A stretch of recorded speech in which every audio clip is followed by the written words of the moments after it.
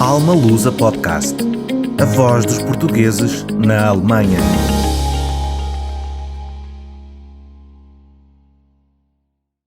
Olá a todos, sejam muito bem-vindos ao Alma Lusa Podcast.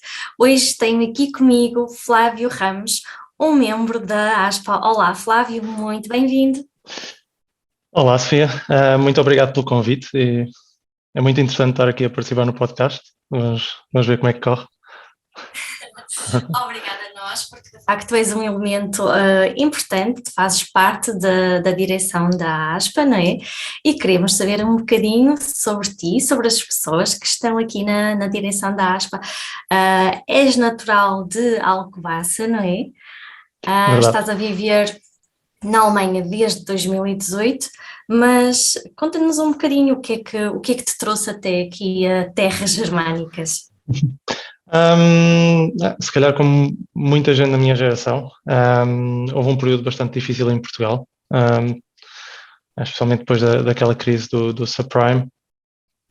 Na altura até tive a felicidade de começar a trabalhar e ter um bom emprego em Portugal, mas obviamente foi um emprego sempre muito limitado pelas circunstâncias do país na altura, pelo estilo de vida que se tinha de ter, pelos salários baixos que ainda se praticam, e uma progressão se calhar não tão meritocrata como o que eu esperava. Também é algo característico, uma característica do nosso país, não é? E eventualmente, quando me sentia estagnar em Portugal, decidi parar, tirar um mestrado e ver que opções é que eu tinha. Depois desse mestrado, o que é que poderia fazer da minha carreira. Na altura, tal como muitos dos meus colegas no mestrado e outros antigos colegas da minha empresa, começou-se a notar que o país, estando a crescer mais lentamente, continuava a não ter grandes oportunidades. E na altura, acabei por ter uma oferta para ir para a Suíça. Estive na Suíça uns anos. E depois a empresa onde estava na Suíça também começou a ter alguns problemas financeiros e decidi, ok, já que estou fora, vamos ver o que é que vem a seguir. E candidatei-me na mesma para vários empregos no centro da Europa, desde a Suíça, a Áustria, a Alemanha, a Holanda, Bélgica, ou seja, os países mais ou menos nesta região. E surgiu uma oportunidade interessante no norte da Alemanha, uma startup relativamente jovem, gente dinâmica na altura, e mandei o salto e vim para aqui parar. Não foi fácil, mas cá estou. Flávio, antes de avançarmos com a entrevista, eu quero-te pedir, porque acho que está a dar um bocadinho de ruído o teu microfone. Ok, se calhar não sabes o que pode. Vê se agora está melhor, senão eu troco para o outro microfone. Não está melhor. Ok, deixa-me aqui então tirar este microfone e meter o do computador, está bem? Para ver se funciona melhor. Okay, deixa-me aqui só fazer a alteração. Vê agora se funciona. Está melhor. Sim, o microfone do computador funciona melhor. Eu espero que não dê feedback. Não, está assim a voz um bocadinho mais alta, um bocado, mas o som sai mais limpo, sabes? O outro estava a dar ali com muita batida, como se estivesse a raspar em alguma coisa. Exato, porque ele é mais próximo da cara, se calhar. Ok, está bem. A nossa querida Guida agora vai ter que cortar isto. Estamos a dizer aqui minuto não sei quantos. Ela depois vê. Mas avançar com a entrevista assim ia ser mesmo muito, muito chato, depois o som não ia ficar bom, por isso vamos lá continuar a nossa conversa. Claro. Tu na Suíça estavas na parte alemã? Não, estava na parte italiana, bem no sul,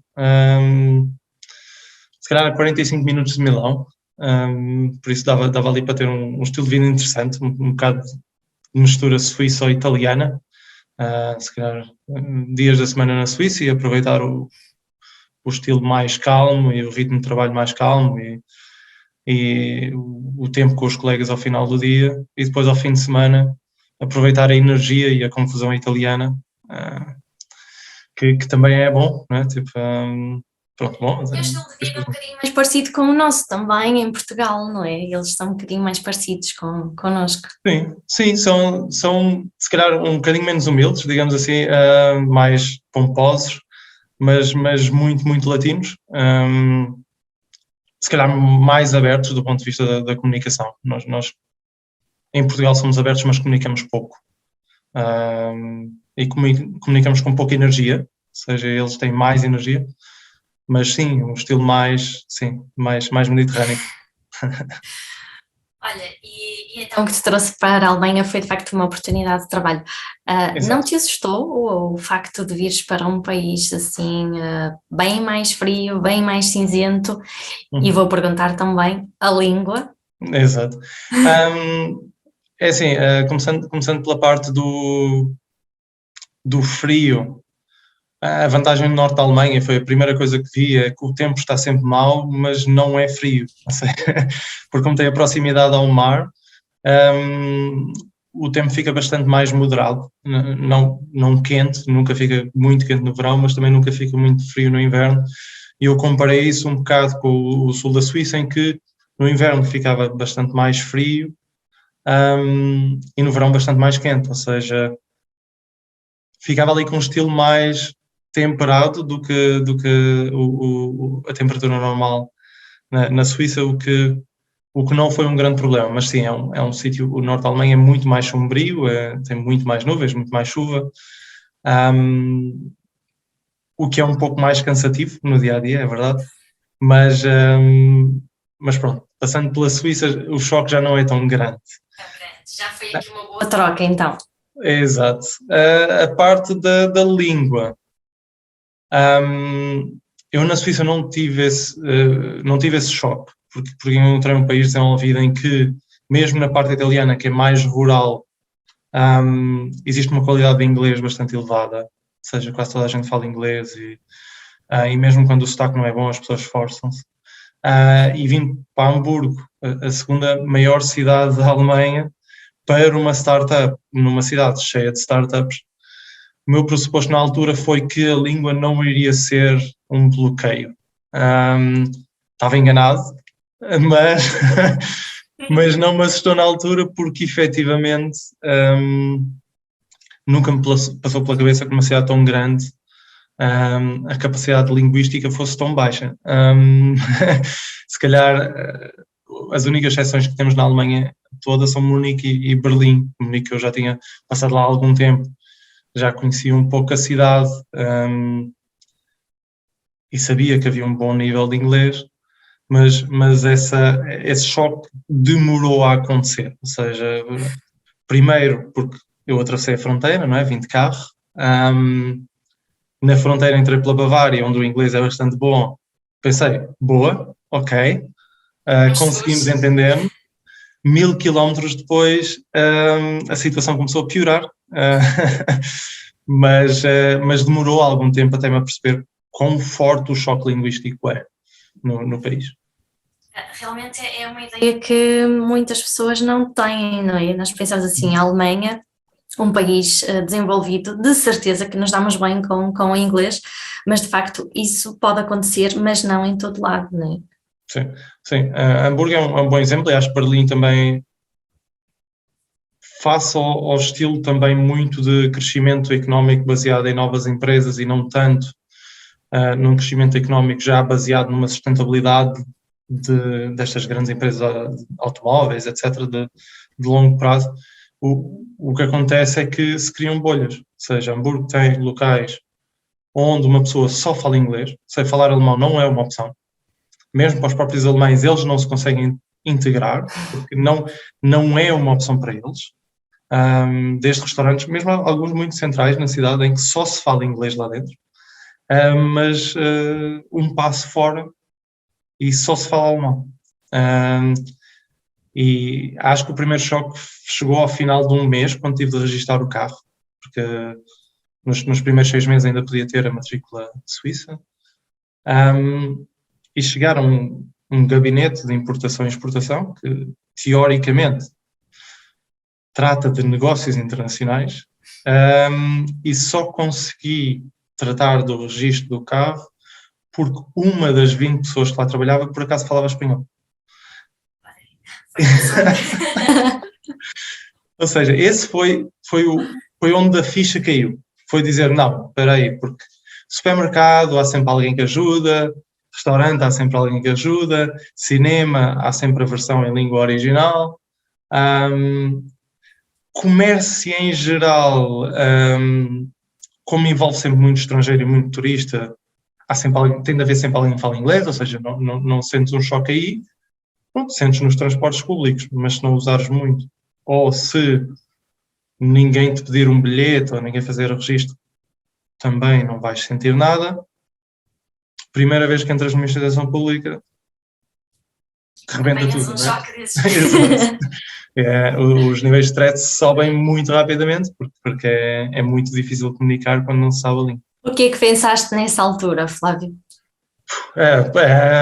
Nada positivo, nada positivo.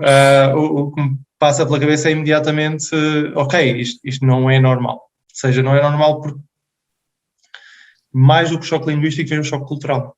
Porque nós vimos do Sul, e no Sul, mesmo que ninguém perceba nada, alguém há de fazer, alguém há de ajudar. Faz parte da nossa cultura. No Norte, a culpa é sempre do cliente. Ou seja, se nós aqui não sabemos tratar de alguma coisa, a culpa é nossa porque não sabemos tratar de alguma coisa. E não vai haver ninguém a ajudar dentro desse ponto de vista. Ou seja, os alemães acho que são pessoas brilhantes e muito, muito, muito boas do ponto de vista humano. Acho que ajudam muito do ponto de vista humano, mas só ajudam quando realmente é uma situação que eles consideram que é uma situação em que têm de ajudar. Tudo que sejam situações em que a culpa seja do cliente, digamos assim, eles dizem não, tipo, há aí uma linha, porque a responsabilidade era tua. Então não te vou ajudar porque... Atribuindo responsabilidades. Somos obrigados a crescer ainda que não queiramos, não é? Exato. E a toda a força. Quando é que decidiste aprender a falar alemão, Flávio? Foi aí que te deu o choque maior e tu, não, isto temos que mudar esta realidade, ou ainda demorou mais um bocadinho? Ainda foste mais resistente? Sim. Eu continuei a insistir que tinha razão. Ou seja, o facto de, novamente, trabalhava numa startup, toda a gente falava inglês, as startups têm horários muito, muito flexíveis, e flexível significa que às vezes trabalhas pouco, às vezes trabalhas tipo, sem dormir, por isso não existe propriamente um incentivo para dizer nós fazemos parte desta sociedade, ou seja, não faz parte de uma cultura da startup pensar de uma maneira social. As startups pensam na sua própria bolha e criam o seu próprio microambiente, porque é isso que cria uma cultura de startup, ou seja, faz parte de uma startup ter o seu microambiente. E quando comecei a transicionar para o meu trabalho atual, primeiro comecei a ganhar mais tempo e uma realidade, uma percepção da realidade diferente de, ok, agora vou fazer uma transição para um ambiente menos flexível, menos inglês, digamos assim, e nesta transição vai fazer sentido então eu aprender alemão, porque este escudo que eu tenho à minha volta vai desaparecer. E foi aí que comecei a aprender e agora não tenho alemão brilhante, não sou fluente, mas já consigo fazer tudo o que tenho de fazer sem precisar de usar inglês ou suporte. Isso, mas demora, não é? Foram 9 meses. Já podes registrar o carro sem problema. Sim, já mudei a morada do carro. Aliás, mudei a morada do carro 2 vezes, acabei por vender o carro. Já mudei de morada para aí 3 vezes, aqui na Alemanha, também. Agora estou a comprar casa, tive que conseguir tratar de tudo em alemão, desde a parte do banco, a parte das entrevistas, a parte da gestão com o agente imobiliário, toda essa parte foi tratada em alemão, ou seja, já não existe, já não me sinto um completo estrangeiro. Obviamente existe um choque, porque a capacidade de expressão é inferior a alguém que é fluente, mas não existe esse bloqueio, e eu acho que é aí que também os próprios alemães baixam a guarda mais, ou seja, a partir do momento em que uma pessoa se esforça, eles dizem, ok, tipo, esta pessoa ao menos está a tentar. Sim, não é? Flávio, tu achas que para aprender a língua alemã é fundamental a escola ou muito da aprendizagem da língua é com o convívio com alemães? É as duas coisas. Eu acho que cada língua, todas as línguas são um pouco assim, e eu por acaso ontem numa conversa, no início de uma reunião, a reunião não estava a começar, então começámos a conversar sobre aprender alemão. A percepção que eu tenho é bastante simples, ou seja, cada vez que aprendemos uma língua difícil, a língua vai sempre ser difícil.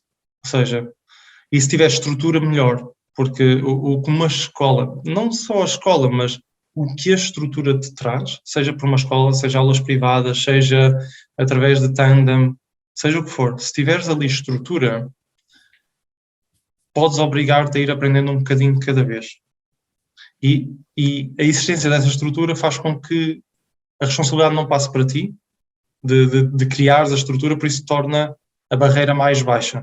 Eu acho que isso é sempre importante, por isso considerar uma escola, ou considerar Tandem, ou considerar aulas privadas, ou YouTube, o importante é, existe estrutura ou não existe estrutura? Porque sem existir estrutura, vais ter de sempre trabalhar 2 ou 3 vezes mais para criar por ti próprio essa estrutura. Não é? Exato. É importante, muita consistência. Exato. Flávio, ainda não nos disseste em que é que trabalhas? Qual é a tua área de formação? Exato, eu trabalho em muita coisa. Se eu tiver de dar um título, tipo, eu giro projetos na área de implementação de soluções de software. O que é que isso significa? Eu não sou uma pessoa de IT, nunca fui uma pessoa de IT, sou uma pessoa de finanças e simplesmente que durante toda a minha carreira fui exposto a ter de trabalhar com sistemas. Ou seja, não só do ponto de vista do utilizador, mas ter sempre a perceber um bocadinho mais, ou porque alguma coisa estava a correr mal e então tipo, alguém tinha de meter as mãos na massa, ou porque como contabilista tinha de dar conselhos ou fazer advisory para empresas de software. E uma coisa começou a levar à outra, ou seja, eu comecei sempre como sendo a pessoa de finanças e o contabilista na sala, mas depois comecei a perceber que às vezes o facto de nós conhecermos o resultado do produto antes do produto existir é muito mais fácil de gerir do que uma pessoa que tem de criar um produto para outra que só pede. Ou seja, quem estava a gerir os projetos, a tentar fazer umas vontades, tinha muito mais dificuldade a gerir os projetos do que eu, porque eu conseguia chegar lá e explicar exatamente o que é que queria. Ou seja, e comecei então a entrar mais por uma via de gerir projetos em que havia uma componente tecnológica muito elevada. Na Suíça eu fiz a parte de gestão de software já feitos, ou seja, os softwares já existiam e eu tinha simplesmente de ajudar a configurar e depois dar formação às pessoas. Quando vim para a Alemanha, vim para uma situação em que o software ainda não existia, mas o problema já lá estava, então foi muito mais, novamente, aquela parte de advisory e tentar ajudar a equipa tecnológica a começar a criar coisas. E agora estou integrado na equipa tecnológica, ou seja, basicamente agora sou o tipo do IT, mas eu nunca fiz IT na vida e não sei codificar, não sei desenvolver nada, mas eu conheço o cliente porque eu sou o cliente e isso acho que ajuda bastante. Eu faço agora. Sem dúvida alguma. E não vamos esquecer que depois tu aqui na ASPA também tens assim um papel muito importante. Porque também já tens esses conhecimentos, não é? Uhum. E és de facto a pessoa que faz aqui a gestão da parte, és o nosso tesoureiro, não é? Exato. Sim, exato. Na ASPA acaba por ter esta função de tesouraria, sim, em primeiro lugar, de planeamento e tentar organizar as transações e gerir o banco e fazer estas coisinhas. E depois a segunda parte, não é? A parte de digitalização, em que tento usar a metodologia de project management para conseguir que a ASPA aceda às ferramentas necessárias para crescer, ou seja, não tanto ter um site ou ter um Zoom, algo do género, mas mais como é que tudo se integra, obrigar as pessoas um bocadinho a gerir as coisas de maneira diferente, ligar às pessoas, não é? Tipo, porque às vezes nós precisamos de uma formação ou precisamos de alguém que nos dê conselhos, ou seja, tratar de toda essa parte e fazer com que as sessões aconteçam e, pronto, e tentar que a Aspa também entre por esse caminho. E eu acho que no início foi difícil, não é? Havia muita coisa na Aspa e muito pouca coisa na Aspa organizada, ou seja, havia uma ambição gigante que se traduzia em haver muita coisa a funcionar ao mesmo tempo, mas pouco interligada. E agora já estamos a chegar a uma velocidade cruzeiro, em que já temos ferramentas a funcionar, pessoas a funcionar, uma equipa da qual fazes parte, não é? Que fantástica, que está sempre aqui, está sempre a trabalhar, está sempre a puxar pelos projetos. Pronto, eu acho que do ponto de vista, se pensarmos de um ponto de vista mais digital e de números, a Aspa duplicou a sua pegada digital nos últimos 12 meses, ou seja, só nisso nós temos um ponto de comparação com algum das nossas contrapartes, não é? Tipo outras instituições portuguesas ou associadas a Portugal, e nós fomos do meio da tabela, porque já existíamos há muito tempo, mas estávamos estagnados, e agora estamos a crescer a um ponto em que, pelo menos dentro da nossa área, já estamos no número 3 e a caminhar muito rapidamente para o número 2, sendo que o número 1 já é o próprio Ministério dos Negócios Estrangeiros, ou pelo menos a Secretaria das Comunidades, ou seja, aí já é mais difícil de competir, porque já estamos a competir à escala global, não é? Não só à escala alemã. Mas sim, tem sido uma tarefa diferente e muito interessante. Muito desafiante, estás a fazer sem dúvida um excelente trabalho, Flávio. Olha, na tua opinião, o que é que diferencia um trabalhador dos demais? Voltando aqui um bocadinho outra vez para a parte profissional. Eu acho que, e é uma das coisas que tenho, e até vou ter um workshop com a minha equipa na próxima semana. Nós estamos num confronto muito grande de gerações. Ou seja, nós tivemos a geração anterior, a geração dos nossos pais, que saiu de um período pós-guerra, muitos deles, alguns ainda, porque Portugal teve a guerra colonial, não é? Ainda saíram de um período de guerra,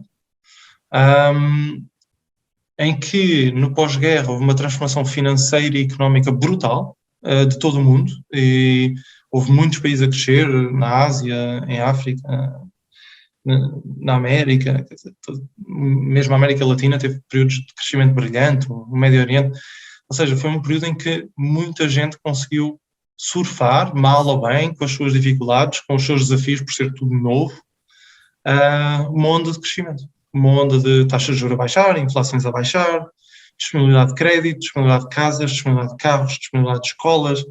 As universidades deixaram de ser para uns e passaram a ser para todos. Houve muita coisa a crescer. E depois nós, como millennials, entramos no meio em que o dinheiro estava gasto, e nós vemos isso nas dívidas externas da maioria dos países. A Alemanha é uma das poucas exceções, mas temos Estados Unidos, temos Portugal, temos Reino Unido, dívidas enormes, Grécia, Itália, em que nós, como millennials, tínhamos a estrutura, mas já não tínhamos o dinheiro. E agora, depois de alguns anos de crises, não é? já é a segunda crise que desde que começámos a trabalhar nós estamos a sofrer, estamos a entrar num novo período, num novo normal de crescimento outra vez. Ou seja, o que é que está a acontecer? Está a acontecer um conflito de gerações, porque a geração anterior, na parte profissional, não teve esses bloqueios, por isso cresceram mais rapidamente. Nós estamos a ter esses bloqueios e quem vem a seguir a nós não está a ter esses bloqueios. E o que acontece, muito simplesmente, é que passamos de hierarquias muito grandes e muito pouca meritocracia e quase uma ditadura dentro das empresas para uma liberdade absoluta dentro das empresas. O que é que se perdeu? Perdeu-se a ownership. Ou seja, perdeu-se o sentimento de responsabilidade. Porque é normal, porque uma geração tinha muito, a próxima geração vai ter mais e a geração do meio tem nada. O meu único conselho para quem começa a trabalhar é não se esquecer que vai ser sempre parte do trabalho assumir responsabilidade sobre o que nós fazemos. Porque isso ajuda-nos a crescer muito mais rapidamente e ajuda-nos a interiorizar o nosso impacto, mesmo pequeno, nos sítios onde trabalhamos. Mesmo que seja a nossa própria empresa e estejamos a trabalhar sozinhos, não é só sentir que o trabalho é todo nosso, mas que a responsabilidade de ter sucesso é nossa. E em empresas maiores é sentir isso, ou seja, mesmo que tenhamos 500 pessoas à nossa volta, há ali uma parte que é nossa, é o nosso pequeno mundo, e temos de proteger esse pequeno mundo, porque só assim é que nós conseguimos ajudar quem está ao nosso lado. Porque se o outro fizer o mesmo, e o outro fizer o mesmo, e o outro fizer o mesmo, não só as empresas, ou as instituições, ou as escolas onde nós trabalhamos ficam melhores, mas nós todos ficamos melhor e trabalhamos um bocadinho menos e crescemos mais, que nos permite depois alcançar mais no futuro. O que eu vejo muito atualmente em Portugal e na Alemanha e em muitos países que estão a sofrer isto, este confronto de gerações, e isso também me aconteceu a mim, até ter formação de ownership, é que nós esquecemos do nosso papel e começamos a sentir-nos pesados e tristes e a pensar que é a empresa que não nos dá alguma coisa. Não, tipo, se é teu, agarra. E quando agarrares, vais conseguir o tal salário, vais conseguir o tal crescimento, e se não for a empresa para ti, vais conseguir abrir a tal empresa que tu querias, ou a instituição, ou vais conseguir fazer o que te dá prazer. Mas só se sentires que a responsabilidade é tua. E isso é o Tínhamos aqui tema para mais um podcast. Por acaso a Viviana falou um bocadinho também na entrevista dela nesse sentido, não é? O quão importante é nós estarmos a fazer aquilo que realmente somos bons a fazer, não é? E isso de facto é mesmo muito importante. Olha, tu achas que ser português é um elemento diferenciador no mundo do trabalho ou achas que não faz assim grande diferença? Eu tenho muito esse orgulho português, mais de quem está fora de Portugal, não é? Ou seja, é aquele sentimento de amor-ódio. Começando pelo ódio, porque obviamente estou fora de Portugal, porque Portugal não me deu o que eu precisava, não é? E quando nós olhamos para o nosso país, e olhamos para as eleições, e olhamos para os partidos, e olhamos para toda essa confusão, e chegamos ao aeroporto e é tudo confuso, não é? Comparado com a Alemanha. Existe esse elemento de, nunca muda. Né? Mas ao mesmo tempo, isso deu-nos ferramentas, deu-nos adaptabilidade, deu-nos abertura, deu-nos, se calhar, um sentimento um bocado implacável de termos que fazer as coisas, de termos de nos sacrificar para as coisas acontecerem. E isso é uma ferramenta de trabalho enorme. Ou seja, mesmo na empresa onde trabalho agora, que tem alguns portugueses, porque temos escritório em Portugal, a força dos portugueses é o motor daquela empresa. Ou seja, existe este sentimento de nós temos de dar. Então, sim, existe também muito esse orgulho de poder dizer não, tipo, eu venho de um sítio que me fez assim e esse sítio é diferente de todos os outros sítios porque eu consigo atingir coisas que os outros não conseguem. Se eu não viesse dali, eu não conseguia fazer. E esse orgulho está lá. Ou seja, podemos ver aqui como o mal pode ser bom, não é? Claro. Realmente... Sim, todos os maus podem ser bons. Eu acho que é mais isso, é tipo agarrar nas nossas dificuldades e transformar aquilo numa solução. E o único sítio onde isso falta é em Portugal.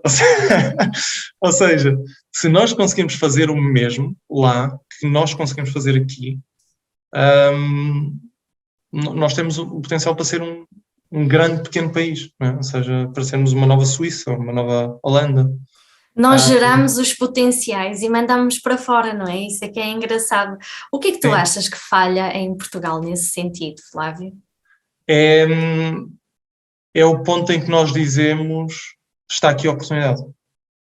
Ou seja, nós temos o desafio e algumas pessoas conseguem passar essas barreiras. E o que acontece muitas vezes em Portugal é que quando a pessoa passa a barreira, a resposta é ok, obrigado, tudo bem, até logo. E também foi isso um bocado que aconteceu no meu emprego, ou seja, o emprego que eu tinha lá, normalmente era um bom emprego, era mal pago, mas era um bom emprego. E se eles me tiverem a ouvir depois vão ficar um bocado chateados, mas é a verdade, que vivam com ela. Mas o que aconteceu muito rapidamente é que, tanto eu como outros colegas que conseguíamos fazer mais e melhor, nunca conseguimos ter a oportunidade de tornar isso a nossa profissão ou o nosso próximo passo. Havia sempre aquela ideia de isto só vai desta maneira e a pessoa X vai lá chegar e a pessoa Y nunca vai lá chegar, porque é assim que o país funciona e é assim que as empresas funcionam. A famosa letra C, toda a componente política mesmo no mundo empresarial, todos os apoios do Estado, ou seja, tudo isso ficava lá. E nunca há esta oportunidade de dizer não, tipo, se tu realmente achas que consegues fazer melhor, está aqui a oportunidade, tipo, está aqui, vai.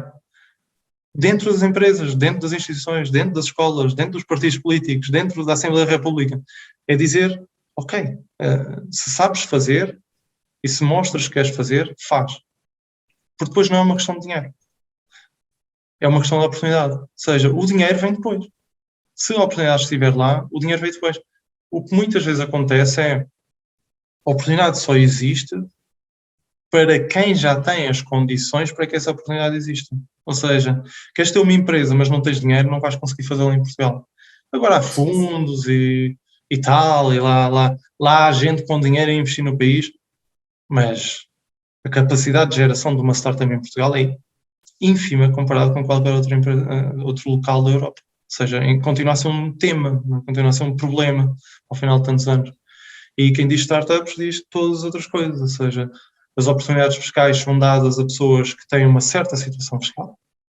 E que, eu lembro que até na escolinha, e os meus pais ensinaram-me com muito orgulho isso. Eu financeiramente, na escola eu tinha condições de ter o subsídio, não é? Tipo, foi um subsídio que estava as senhas de almoço mais baratas e os livros, não sei o quê. Os meus pais lutaram para eu não ter o subsídio. Não porque eu não precisasse, mas porque quem tinha o subsídio normalmente não era quem precisava. Era quem conseguia mentir às finanças de uma maneira em que ia receber o dinheiro. Ou seja, esse é o tipo de oportunidades que ainda existem. É quem consegue contornar o sistema de uma maneira em que depois faz sentido financeiro para conseguir ter a oportunidade. E isso é chato, porque se uma pessoa quiser fazer as coisas de uma maneira mais ou menos honesta, não vai conseguir ter sucesso. E isso é muito difícil de contrariar. Infelizmente, acho que é mesmo isso, Flávio. Se calhar a expressão que eu vou usar não é de toda a mais bonita, mas é o que é. Em Portugal é usada ainda muito a questão da situação do chico esperto, não é? Exato. O mais inteligente é aquele que omite coisas, que faz aqui fugas ao fisco, e esse é o mais esperto, é o que tem mais sucesso e anda sempre nesta luta, não é? Se queres ser alguém, se queres ter alguma coisa, se queres... andam sempre aqui a furar os esquemas e realmente quem é mais humilde acaba por ter a vida mais dificultada e se calhar é um bocadinho por aí que não saímos deste ciclo, não é? Sim, e depois existe a cópia, que é, se alguém teve sucesso a fazer isso, eu vou copiar porque aquele resultado funciona e é um pouco... Depois vai havendo um aperfeiçoamento, não é? Aquele fez Exato, assim, mas vou fazer assim para ser ainda melhor. Exato, há um aperfeiçoamento da técnica errada e eu acho que, por exemplo, quando nós olhamos para Lisboa, eu acho que é um exemplo de sucesso e de perda ao mesmo tempo. Eu vivi em Lisboa quando Lisboa era uma cidade pobre, não é? Uma cidade com prédios a cair, prédios em fogo durante o dia, porque alguma coisa do cano do gás explodiu, porque estava tudo mal mantido e mesmo nas regiões nobres da cidade eram regiões um pouco degradadas. E agora olhamos para Lisboa e é uma Lisboa limpa, uma Lisboa com uma boa imagem, mas é uma boa imagem à conta do potencial turístico que, mal ou bem, nos caiu nas mãos, quando Portugal começou a ficar mais famoso e houve não só oportunidades ou esforço para o turismo ficar melhor, ou seja, não foi só o país a fazer esse esforço, mas houve também mais abertura, também através destas low costs e se calhar nos pontos negativos de atentados em países mais famosos para o turismo, que levaram pessoas a procurar alternativas, o facto de ser mais barato, ou seja, houve uma atração turística muito forte para Portugal.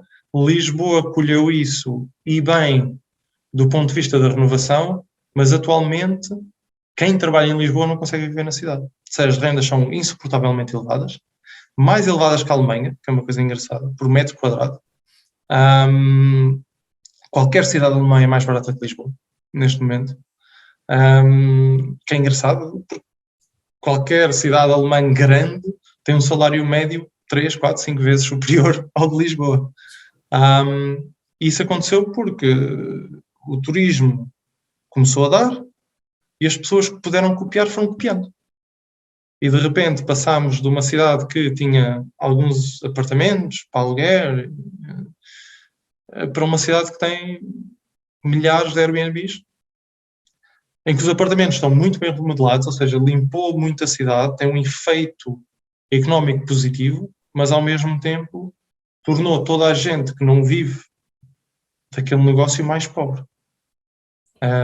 Isso aconteceu mesmo com o Porto, até houve uma discussão bastante grande, realmente, porque os moradores, né, mais ali do centro histórico e tudo, começaram a ficar um bocadinho revoltados porque a essência da cidade acabou por se perder também, não é? E, bem, temos aqui mesmo muitos temas, Flávio, não vamos desfocar. Diz-me uma coisa, achas que a Alemanha é de facto um país de oportunidades? Sim, eu acho que a Alemanha vive de se manter um país de oportunidades. É engraçado, porque não é um país em que existam muitos pequenos negócios. É um país de muitos grandes negócios. Porque é assim que eles gostam de viver. Mas a oportunidade está lá. Ou seja, quando nós pensamos mundo de startups, a quantidade de dinheiro disponível é gigantesca. Quando pensamos em grandes empresas, a quantidade de dinheiro disponível é gigantesca. Quando pensamos em instituições, a capacidade de uma instituição de se formar é muito, muito grande. Porque eles próprios querem viver assim. Eu tive uma interação, pronto, obviamente, essas interações com alemães só acontecem quando se fala alemão, mas eu tive uma interação com alemães que dizem que se sentem muito orgulhosos da Europa, porque permitem à Alemanha ser um país europeu e que cresce com a ajuda de pessoas vindas de outros países.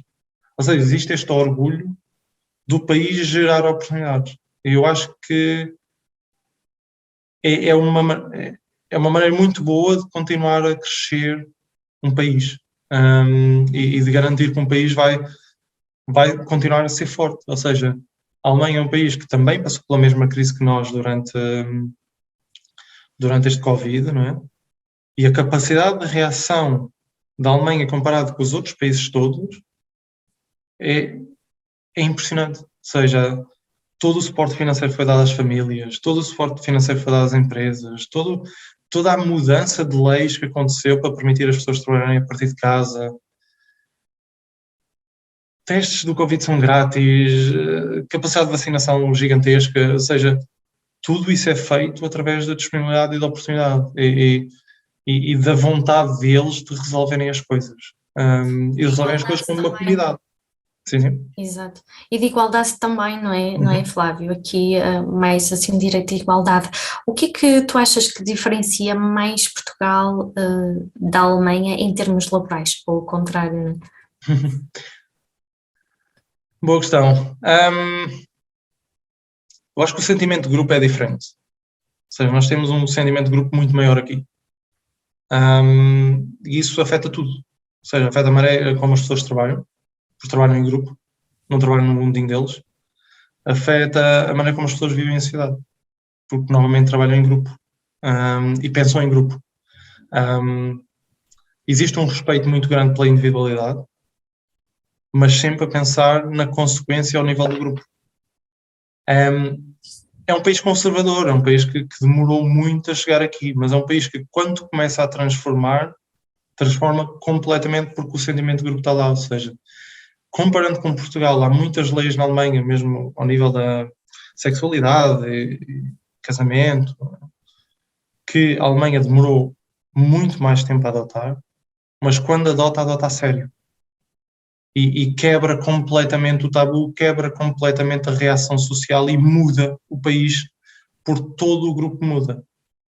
Em Portugal as leis podem ser feitas, porque parecem bem, mas o sentimento individual reina. Ou seja, é o país que se calhar dentro dos países da Europa, mais mudou no que toca a temas tabus, drogas, despenalização, não é? Todo o tema do casamento homossexual, todo o tema do aborto, ou seja, mudou rapidamente as leis, mas como o grupo não mudou. Ou seja, é por isso que nós vemos certos partidos políticos a crescer nas eleições. Ou seja, o grupo em si não mudou nada, as leis mudaram. E aqui é ao contrário, quando o grupo muda, o grupo muda. Quando o grupo não muda, o grupo não muda. Ou seja, quando é para ser conservador, é para ser conservador. Quando é para fazer uma coisa nova, fazemos uma coisa nova. Essa capacidade afeta toda a estrutura social e económica do país.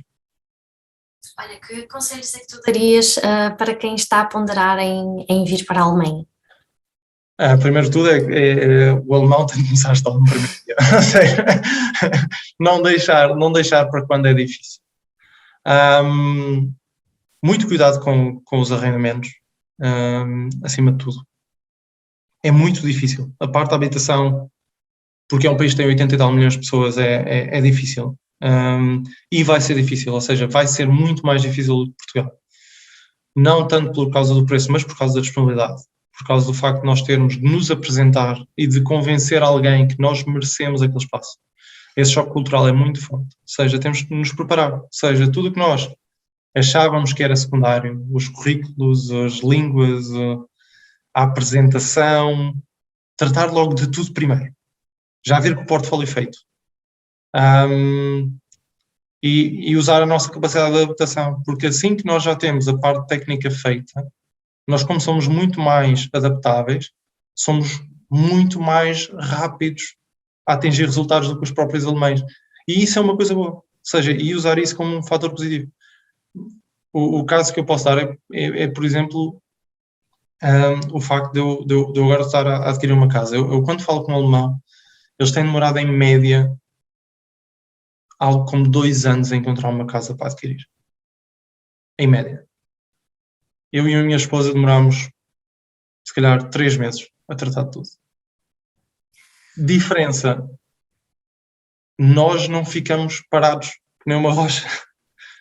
Nós somos dinâmicos. Ou seja, nós adaptamos à realidade deles, dizer, temos de preparar um monte de coisas sobre nós e temos de estar preparados, temos de ter documentação, temos de ir ao banco, temos de fazer isto, temos de fazer aquilo. Ou seja, temos de ter o nosso portfólio feito. E depois temos de dizer não, tipo, se calhar as coisas às vezes vão ficar um bocado à esquerda ou um bocado à direita do que nós esperamos, mas tem de mais ou menos ficar ali.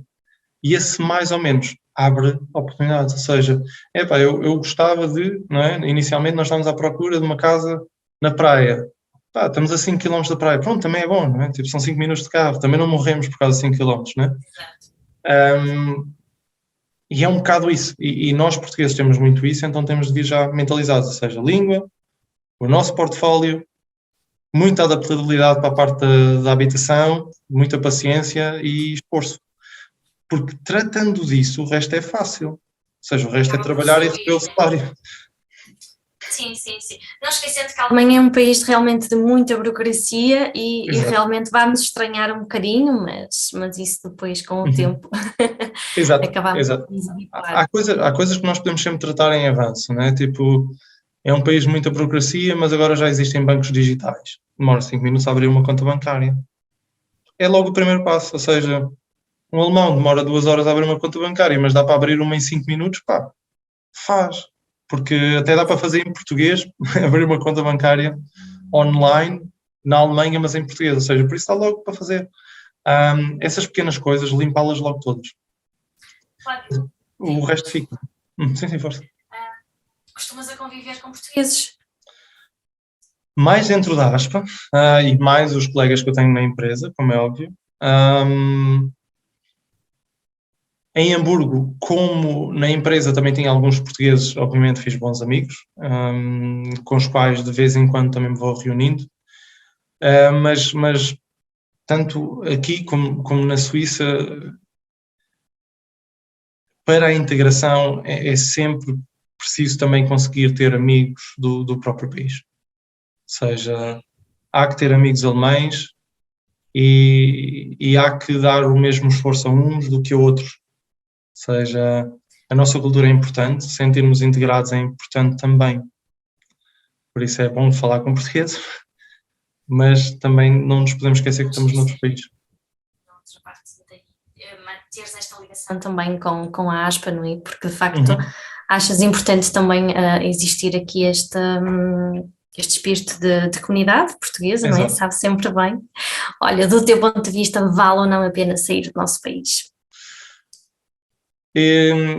Sim, e vale sempre a pena sair do país a pensar como é que um dia podemos regressar. Ou seja, eu atualmente estou numa posição de longo prazo na Alemanha, não é? Ou seja, comprando uma casa não me vou embora amanhã, mas há sempre esta ideia de que o que nós devemos vir fazer para aqui para fora é estabilizar um pouco a nossa vida, porque se calhar em Portugal não era tão fácil, crescer, aprender e depois voltar.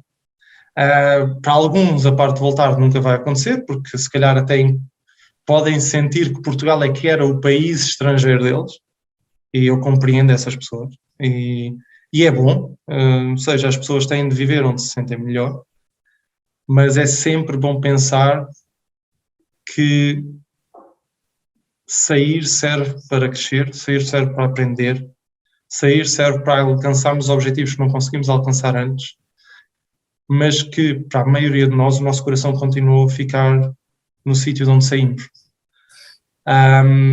E que um dia vale a pena voltar a ir buscar o tal coração.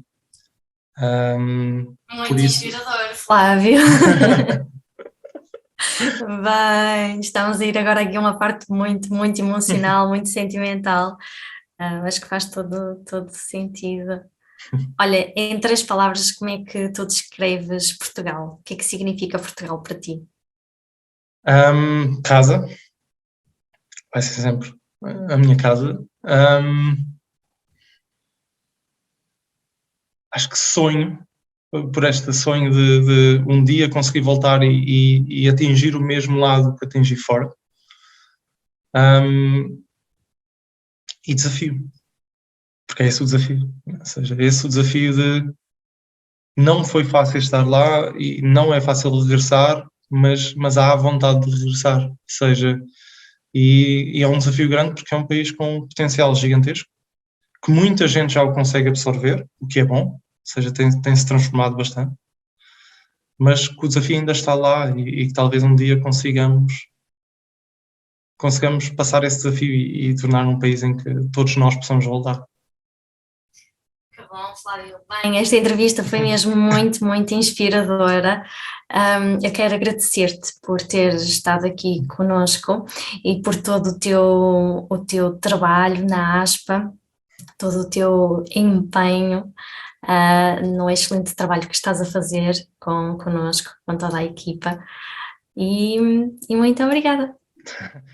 Muito obrigado, foi obviamente muito, muito interessante estar aqui e partilhar. Obrigado pela excelente entrevista também.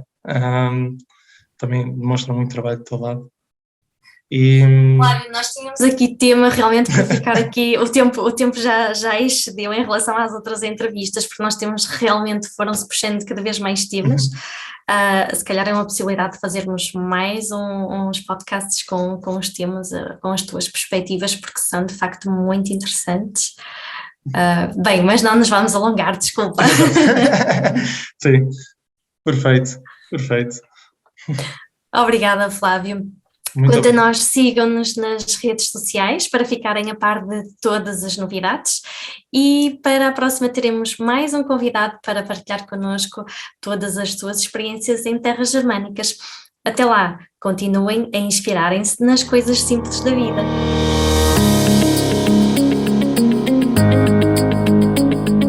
Alma Lusa, porque acreditamos no